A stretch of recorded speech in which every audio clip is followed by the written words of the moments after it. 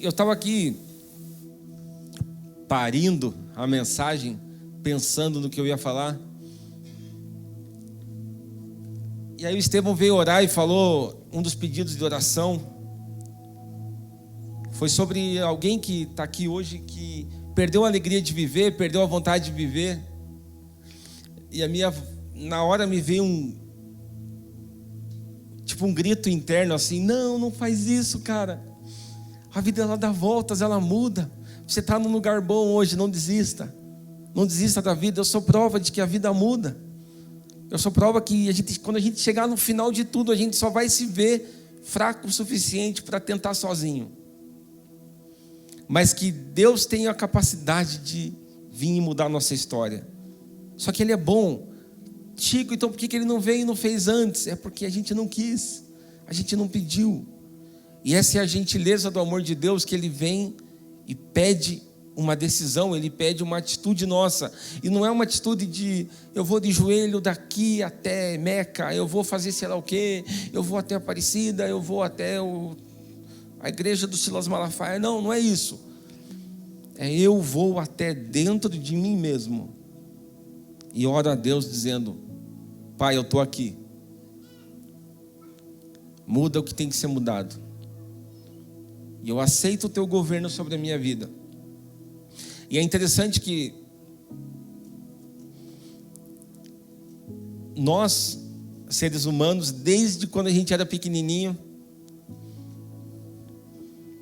sempre existiu em nós uma sede por algo que a gente não conhecia, por algo que eu não conseguia ver. Eu lembro até hoje, faz mais ou menos uns 30 anos, eu lembro que minha mãe, ela acordava muito cedo e ia fazer faxina e ouvia o Renato Gaúcho lendo a Carta da Minha Vida. Quem tem mais idade aí vai lembrar desse negócio. Diz que tem até hoje, mas ele não está mais na Caiobá. Então você que vai ouvir a Carta da Minha Vida, ele não está mais na Caiobá, o Renato Gaúcho. Eu não sei de onde que ele tira tanta carta, que nem no mundo tem tanta gente, do tanto de história que ele já leu. Eu lembro que minha mãe estava ouvindo, depois eu lembro que acabou e eu comecei a encher minha mãe de perguntas. A gente nem pensava em Deus. Falei assim: ô mãe, seguinte, se Deus criou o mundo e o universo, onde Ele estava quando criou tudo? Se Deus está aqui, quem é o pai dele? Eu comecei a encher de perguntas, tentando entender Deus com os olhos de uma criança de 8 anos. Tá, mas qual que era o ambiente físico que Deus estava se Ele criou tudo? E aqui, sabe umas perguntas que te bugam a mente, assim, eu lembro que minha mãe tentava responder, depois ela ficou brava, e mudou de assunto e foi embora. Porque sempre houve em nós algo que a gente olha para uma coisa talvez muito simples e fala: não, tem algo muito maior por trás. Você tem o prazer de olhar como funciona o corpo humano, você fala: não pode ser que só bebendo água, comendo e respirando, uma máquina tão perfeita vai se expressar dessa forma, vai viver dessa forma. Não é possível que um passarinho ele faça isso. Não é possível que os animais eles tenham os seus instintos. Não pode ser. Tem algo maior tem algo maior. A gente sempre procurou o vazio daquilo que não sou eu. O vazio é aquilo que eu não consigo ver, daquilo que vai além de mim, porque eu tenho as minhas capacidades e as minhas limitações. Então eu paro aqui, eu paro ali, mas tem algo que eu não consigo explicar o que é. E é esse além de mim que todos nós buscamos. E a gente tentou de várias formas. A gente achou que esse além de mim, além do meu eu, talvez se eu tiver muito dinheiro, daí a gente vai lá e tem dinheiro e fala: não é o dinheiro. E eu gosto de citar uma história que eu achava que a minha alegria estava em ter um MP3. Quem já teve MP3?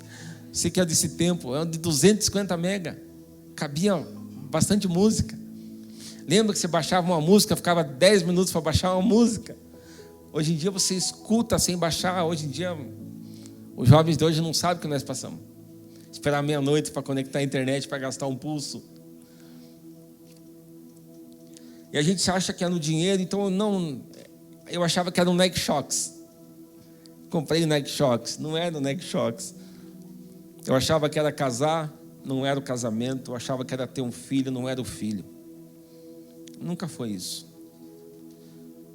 Engraçado que sozinho a gente tenta, e a gente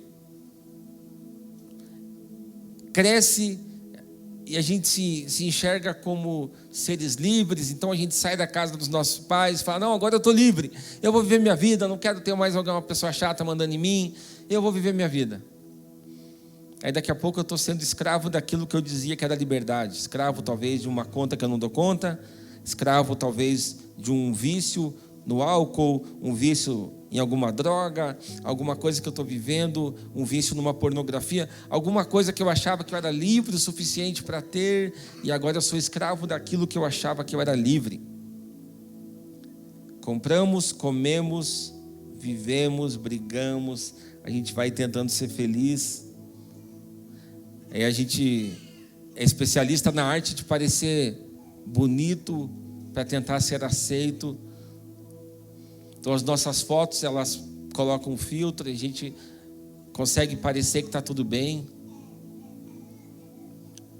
E de repente só a gente sabe como que são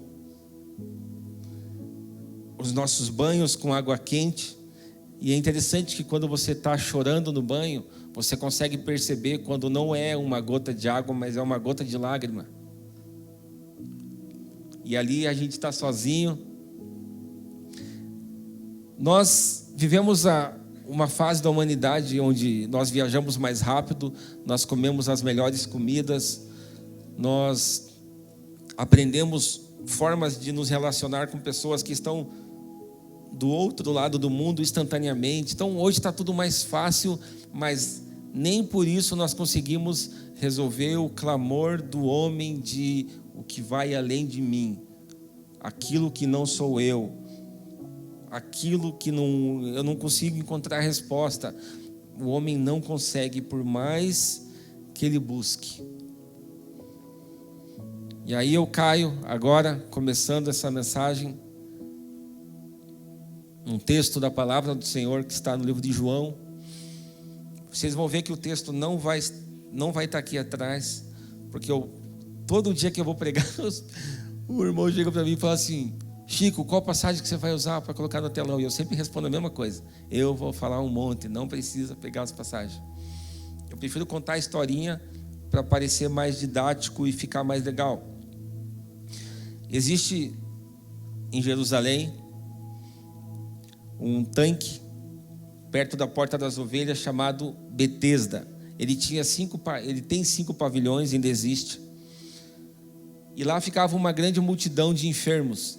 Então lá você tinha cegos, você tinha paralíticos, você tinha surdos, mancos, você tinha toda espécie de gente. Acreditava lá que uma vez a cada ano, de certo em certo tempo, não sei dizer a cada quanto tempo, que a Bíblia não deixa clara, mas a cada intervalo de tempo, diziam que vinha um anjo lá e mexia na água, e a primeira pessoa que pulasse naquele tanque era curada. E ali tinha um homem enfermo, havia 38 anos. Havia certo homem paralítico naquele tanque, em volta daquelas águas, fazia 38 anos. Engraçado que eu estava ontem na minha cama e estava preparando essa mensagem, daí eu li esse texto, eu falei: eita, eu tenho 38 anos. E havia um homem que estava ali, paralítico, havia 38 anos. Então eu falei: oxe, tem mistério nessa parada aí. E é engraçado que num tanque onde acreditava-se que um anjo mexia na água e quem pulasse primeiro era curado, há de se convir que o paralítico era aquele que nunca conseguia. Porque num lugar de doente, quem apenas é surdo, ele enxerga que a água está se mexendo. Então ele pula. Aquele que é cego, talvez ele possa ter ouvido ou alguém empurrou ele, vai. Mas ali havia um lugar, naquele lugar, um homem paralítico. E eu não sei se você já se sentiu paralítico alguma vez na vida. Se você um dia, sei lá, sentado no sofá, lendo um livro, vendo televisão, você sentou em cima da sua perna, foi querer ficar de pé e você caiu. Falou, oxe, minha perna não funcionou. É assim, não funciona. Um dia eu fiz uma cirurgia no meu pé e a anestesia me paralisou da cintura para baixo. E ali eu pude ter a experiência do que era ser um paralítico. Você não consegue se mover. Para quem se move, ainda que com alguma dificuldade, a gente não consegue compreender como é a vida de um paralítico. Interessante que o benefício da cura era do primeiro.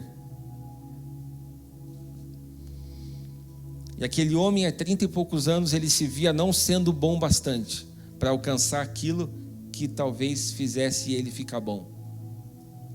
Olha como não tem sentido. Ele não era bom o bastante para poder alcançar algo que o deixasse bom. E é assim que muitas vezes nós nos sentimos. É engraçado que tem aquele amigo nosso que fala assim, Chico, um dia eu vou lá na tua igreja, mas ainda não, porque, cara, eu sou muito ruim. Eu sou muito mal. Cara, eu sou terrível. Eu sou o pior. Não sei se já teve essa experiência, mas é muito engraçado. Aquele amigo que chega para você e fala, não, ó, lá só tem gente boa, mas eu só vou estragar aquele rolê lá. E é exatamente esse sentimento, um homem que estava ali com esperança de algo, mas nunca se sentia bom o suficiente para alcançar aquela cura, alcançar aquele milagre. Deus não se importa comigo. No fundo, essa é a crença daquele paralítico. Deus, ele é meritocrático. Ele só vem para quem é bom. Ele só aparece para aquele que pode. Não para mim, que sou um paralítico. E o homem um dia, com a ajuda de alguém, ele tentou buscar Deus indo naquele lugar. O que ele não imaginava é que um dia Jesus ia se encontrar com ele. Ele estava sentado e o texto continua. Quando Jesus o viu deitado, sabendo que estava assim há muito tempo, perguntou-lhe, você quer ser curado? O homem enfermo queixou-se, Senhor, eu não tenho ninguém que me ponha no tanque. Quando a água é agitada, quando eu estou indo, desce outro antes de mim. Jesus olha para aquele homem e diz, levanta, apanha o teu leito e anda. A palavra fala que imediatamente o homem ficou curado, pegou o seu leito e andou. Esse texto ele fala muito ao meu coração. Certa vez eu estava num retiro de jovens, eu já era líder de grupo de jovens, eu estava nesse retiro e um grande homem pregou sobre esse texto. E eu lembro que eu chorava tanto, porque aquilo se comunicou tanto comigo. Porque quantos de nós a gente não se sente bom o suficiente? Quantos de nós a gente tenta, não consegue, tenta, não passa, tenta, não vai, tenta, não alcança, a gente tenta de tudo na vida e não consegue. A gente alcança o maior sucesso da vida, mas sempre há um vazio. E eu gosto de falar, meu irmão, se ter coisas, se parecer bonito fosse suficiente, não seria em países assim que o índice de suicídio não seria alto. É lá nesses países que o suicídio é alto, porque ter e parecer nunca preencheu um clamor interno do homem.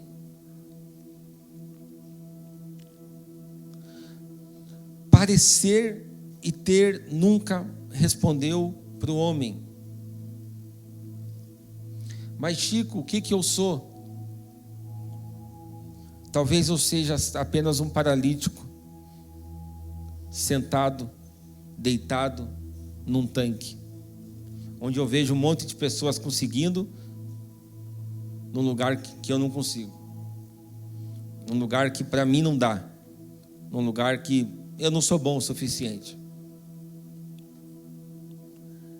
E o detalhe é que eu estava lendo isso ontem e até fiz uma anotação no meu computador, que dá a impressão que esse texto, ainda que seja verídico, ele é como se fosse uma história que fala sobre a nossa humanidade, onde no fundo estamos todos carentes, precisando de algo, mas alguns conseguem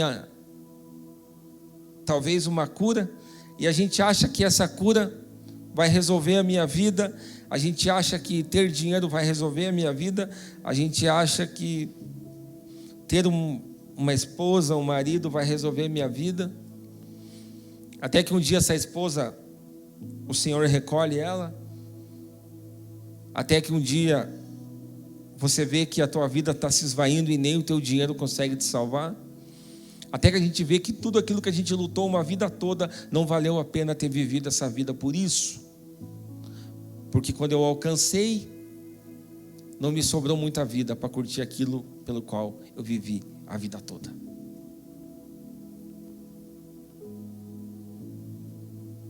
O homem, ele tentou buscar Deus para preencher o vazio.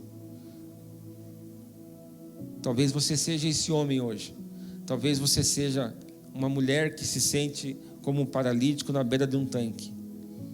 Talvez você olhe para as pessoas e fala: essas pessoas parecem bonitas demais, elas carregam um brilho que eu não tenho.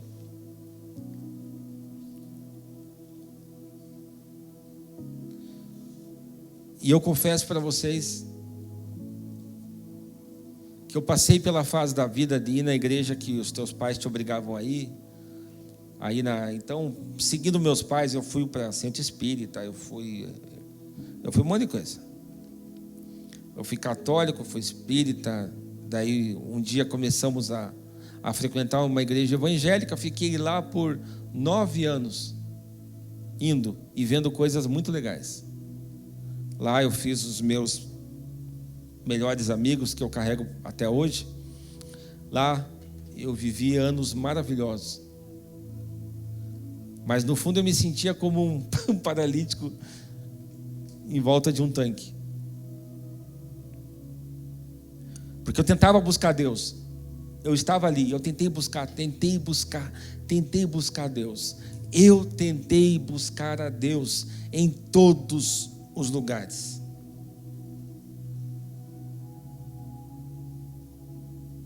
Talvez você tentou buscar Deus em todos os lugares, só que Ele se escondeu no único lugar que você não procurou.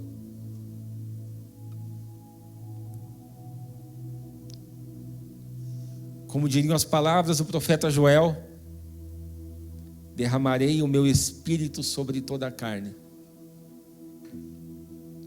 Você não procurou Deus dentro de você. Era ali que Ele estava escondido. No meio da tua vida, no meio do teu rolê, no meio de um lugar de pessoas que pareciam melhores que você, ou piores que você do teu jeito, Jesus aparece, talvez hoje para você. Jesus olha para você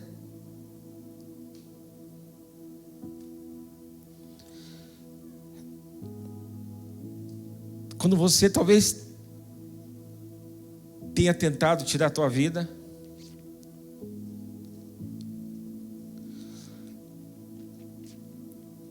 quando você talvez acordou na cama de alguém e falou: cara, o que eu estou fazendo aqui, velho? Ou talvez você teve que você acordou num lugar e pensou consigo mesmo, cara, quem me trouxe aqui? E você acordou vazio porque você nem sabe o que aconteceu na noite passada. Ou talvez você está em casa, no seu casamento, e você só quebra o pau. E você não vê sentido para aquilo. Talvez você não vê sentido para a igreja que você congrega. Porque lá exigem que eu não pareça doente, mas a igreja me chama para me curar uma doença que, ai, se eu tiver ela aqui dentro. Afinal, aí eu não pareço com aqueles que são membros do clube. Então você se sente sozinho.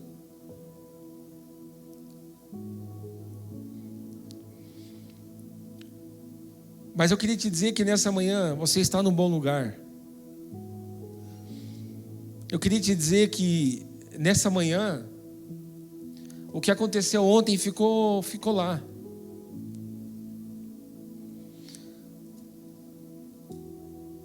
Talvez você deu, e esse é o sonho da minha vida, é mudar a vida de alguém.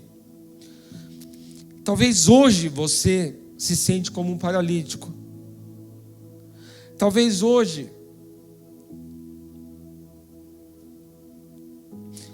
eu queria que todo mundo fechasse as mãos assim. Ninguém precisa ver a tua mão. Mas se é você que está desistindo, eu queria que você abrisse tua mão assim, onde você está. Talvez você está com a mão aqui, abre a sua mão. Só como um sinal teu e Deus, de que hoje você tira a arma da cinta e fala, eu me rendo. Eu desisto de tentar. Eu queria convidar você a desistir hoje. Eu queria convidar você a olhar para dentro de si e falar, eu não consigo pular nesse tanque. Porque quando eu acho que é a minha vez, eu peco. Eu não sou bom o suficiente. Esse negócio aí não foi feito para mim.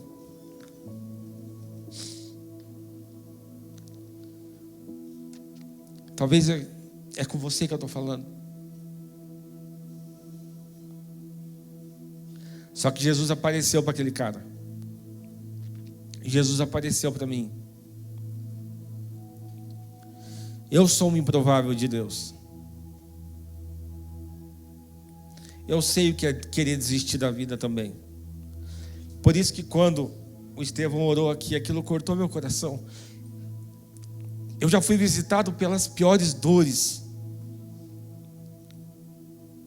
Que é a dor que um remédio não tira. Que é a dor de estar acordado, estar vivo e não ter esperança. Nem a minha esposa, nem a minha mãe, nem as pessoas mais íntimas da minha vida conheceram o meu coração naquela época.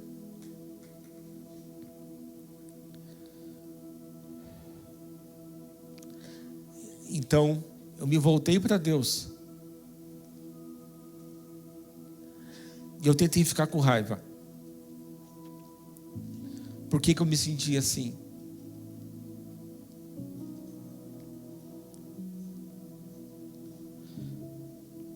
Era como se eu sentisse o amor de Deus por mim.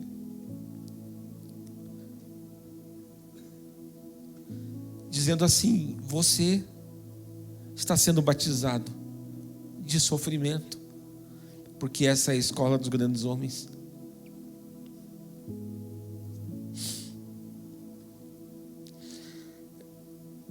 E eu tentei me virar contra Deus. Deus sabe que eu tentei, eu fiquei tentando sentir raiva. Mas eu não conseguia. Eu tentei pedir ajuda.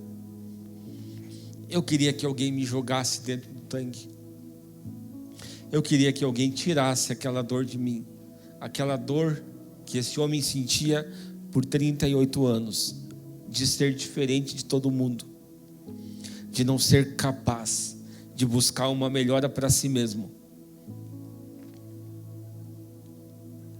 Meu irmão, eu vou te dar uma grande notícia hoje. não busque mais Deus. Ele veio te encontrar hoje, nessa manhã. Você não precisa mais buscar Ele. Ele já está aqui. Aonde que Ele está, Chico? Ele está dentro de você. Você só tem que acessar Ele.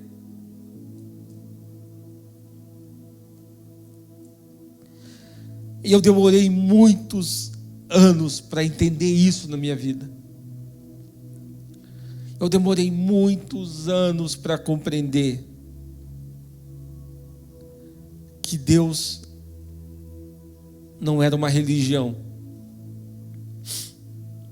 que Deus não era um estilo de vida onde não fuma, não beba, não faça, não faça, não faça, não faça, não faça. E é o que a gente mais escutou na nossa vida. Daí a gente era criança, ia fazer alguma coisa, teu pai e tua mãe.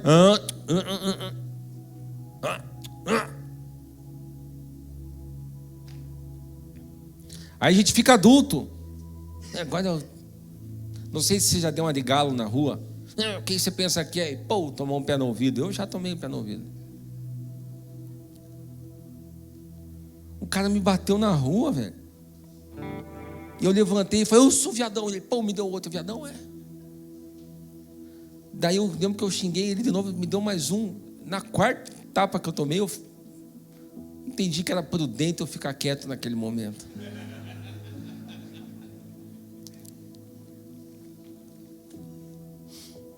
A gente vai querer e é tomado por uma liberdade, mas não sabe o que é liberdade.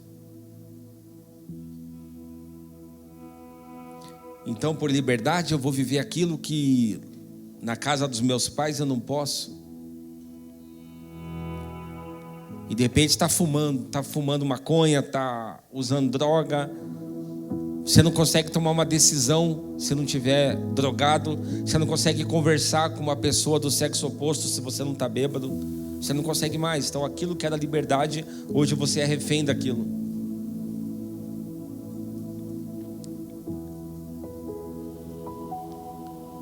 E aquele homem no tanque de Betesda, quando Jesus chega para ele, e aquela história, ainda que verdadeira, ela é uma parábola para os dias atuais. Há um texto na palavra do Senhor que fala em Filipenses que, embora sendo Deus, Jesus não considerou ser parecido com Deus. Em vez disso, ele se esvaziou de si mesmo, assumiu a posição de escravo, nasceu como homem, veio em forma humana, humilhou-se, foi obediente, teve morte de cruz. Ele morreu no meu lugar. Por isso Deus o levantou, o elevou ao lugar mais alto e lhe deu um nome que está sobre todo nome, para que em nome de Jesus todo joelho se dobre, nos céus, na terra e debaixo da terra, e toda língua declare que Jesus Cristo é o Senhor. Meu irmão, aquele cara buscou Deus, ele buscou o Deus que curava, mas ele depois experimentou um Jesus que vai até ele. E Jesus chega para você hoje, ele fala: você quer ser curado? E hoje ele trouxe você nesse lugar. Só você sabe o gosto da lágrima, o gosto salgado de uma lágrima. Ninguém mata a sede com lágrima. Todo homem que bebe lágrima sente mais sede, mas nem o champanhe mais caro mata a sede quando a sede é de água.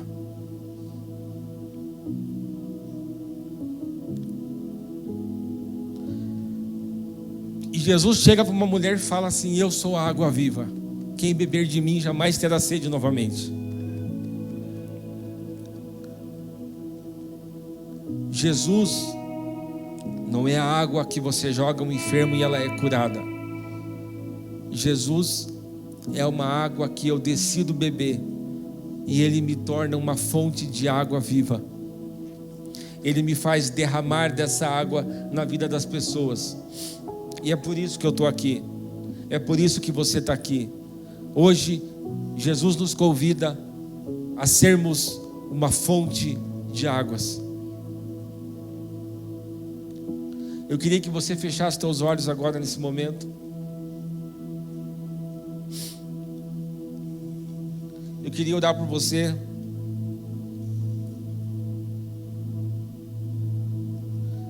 Eu queria dizer que você foi encontrado por Jesus nessa manhã. Hoje, Jesus Cristo te encontra. Hoje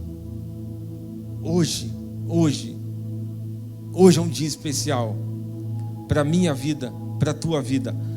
Hoje você não precisa mais carregar uma desculpa de que você não consegue. Pai, eu te louvo por esta manhã gloriosa que o Senhor fez. Eu te louvo porque a tua palavra ela é viva. Eu te louvo porque a tua palavra ela é eficaz. Eu te louvo porque nós somos saciados plenamente no Senhor.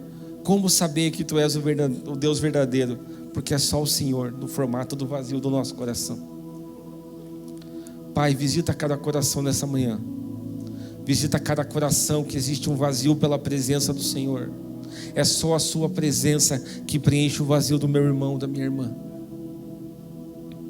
Pai, manifesta o teu amor nessa manhã. Se há alguém aqui que não foi visitado pelo amor de Pai, eu declaro você sendo abraçado por um Pai celeste agora em nome de Jesus.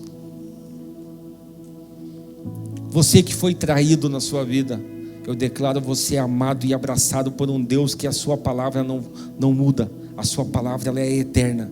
Eu declaro você abraçado por esse amor agora. Pai, obrigado por essa manhã. Eu te peço, Senhor, que hoje seja, a partir de amanhã, aquela manhã na vida dos meus irmãos. É que eu te peço e te agradeço em nome de Jesus. Amém. Amém.